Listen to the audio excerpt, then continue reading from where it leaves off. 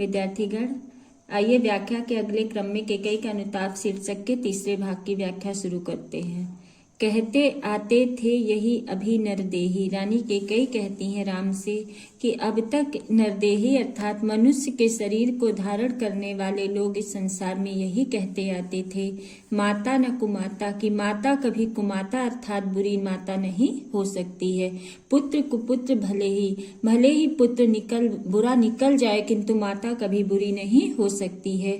अब कहे सभी या हाय विरुद्ध विधाता, किंतु अब सभी या कहेंगे जब विधाता मेरे विरुद्ध हो गया है, अर्थात मैंने जो कार्य किया है उस कार्य से जब विधाता मेरे विरुद्ध हो गया है, तो अब सभी ये कहेंगे है पुत्र पुत्र ही, कि पुत्र तो पुत्र ही रह गया, अर्थात पुत्र ठीक ही है, रहे कुमाता माता, किंतु माता बुरी माता बन गई है। बस मैंने इसका वाह मात्र ही देखा। रानी केकई आगे कहती हैं कि मैंने भरत का केवल वाह मात्र अर्थात वाह स्वरूप ही देखा है। दृढ़ हृदय ना देखा, मृदुल गात्र ही देखा। मैंने इसके वाह स्वरूप को देखा, इसके वाह शरीर को देखा, और इसके वाह शरीर के अंदर, इस शरीर के अंदर जो एक स्थिर दृढ़ और संकल्पवान हृदय है, मैं उस हृदय को पहचान नहीं पाई। मृदुल गात्र ही देखा, और मैंने इसके केवल कोमल शरीर को ही देखा। मृदुल गात्र अर्थात कोमल शरीर को। परमार्थ न देखा, पूर्ण स्वार्थ ही साधा। रानी केकई कहती है मैंने इसके अंदर जो परमार्थ अर्थात लोक कल्याण की भावना छिपी है, मैं उस भावना को नहीं पहचान पाई। पूर्ण स्वार्थ ही साधा, और इसके जरिए मैंने अपना स्वार्थ ही सिद्ध करने की कोशिश की, अर्थात मैंने भरत के अंदर जो एक लोक कल्याण की भावना है उस भावना को मैं पहचान नहीं पाई, और भरत के जरिए मैंने अपना स्वार्थ सिद्ध करने की कोशिश की। इस कारण ही तो हाय आजिया बाधा, इसी कारण ही तो मैंने ऐसा दुष्कर्म कर डाला, और मेरे ऊपर आज ये विपत्ति आई है कि मेरा ही पुत्र मेरे विपरीत हो गया है।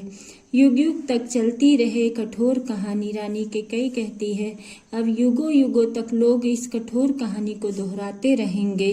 रघुकुल में भी थी एक अभागिन रानी, कि रघुकुल में भी एक ऐसी रानी हुई थी अभागिन रानी, जिसने स्वार्थवश होकर ऐसा घृणित कर्म कर डाला। निज जन्म में सुने जीव यह मेरा।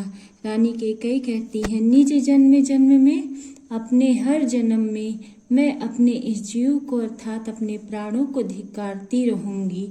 धिक्कार उसे था महास्वार्थ ने घेरा, कि मेरे प्राणों ने अत्यंत स्वार्थ में भरकर, घोर स्वार्थ में भरकर ऐसा दुष्कर्म कर डाला, अर्थात अपने हर जन्म में मैं अपनी आत्मा को धिक्कारती रहूंगी कि उसने स्वार्थ के वशीभूत होकर ऐसा घृणित कर्म कर डाला कि भरत के लिए राज और तुम्हारे लिए वनवास मांग लिया। 100 बार धन्य वा एक लाल की माई। रानी केकई के ऐसे पश्चाताप भरे वचनों को सुनकर राम जी पुकार उठे कि 100 बार धन्य है, 100 बार धन्य होने के योग्य है। वह एक लाल अर्थात एक पुत्र की माता 100 बार धन्य होने के योग्य है। जिस जननी ने जना है भरत सा भाई, जिस जननी अर्थात माता ने भरत जैसे अद्वितीय शीलवान भाई को जन्म दिया है। 100 बार धन्य वा एक लाल की माई। जब राम जी ऐसा कहते हैं कि 100 बार धन्य होने के योग्य है वह एक पुत्र की माता जिसने भरत जैसे अद्वितीय शीलवान पुत्र को जन्म दिया है, तब श्री राम के ऐसे वचनों को सुनकर पागल सी प्रभु के साथ सभा चिल्लाई। राम जी के इस प्रकार के वचनों को सुनकर सारी सभा पागलों के समान उनके साथ चिल्ला उठी। 100 बार धन्य है वह एक लाल की माई, अर्थात वो एक पुत्र की माता जिसने भरत जैसे पुत्र को जन्म दिया है, वो 100 बार धन्य होने के अधिकारिणी है। हाँ लाल, उसे भी आज गवाया मैंने।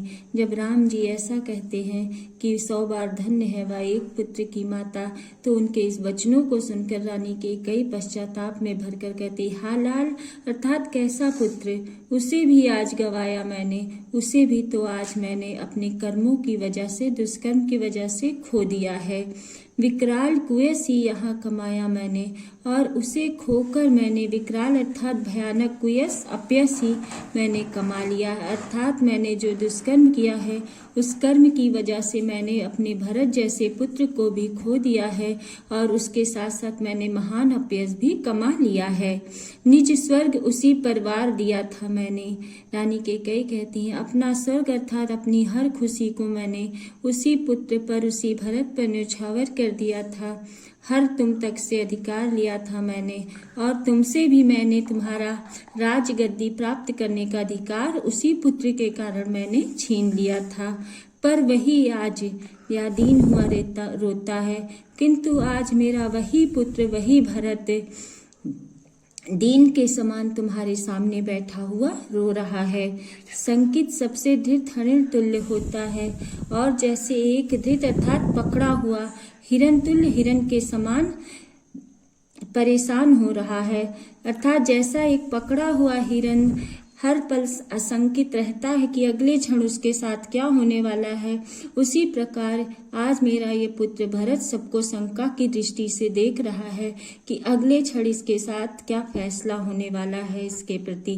श्रीखंड आज अंगार चंड है मेरा, श्रीखंड अर्थात चंदन, अर्थात मेरा चंदन के समान शीतल स्वभाव वाला पुत्र आज अंगारचंड दहकते हुए आग के गोले के समान हो गया है।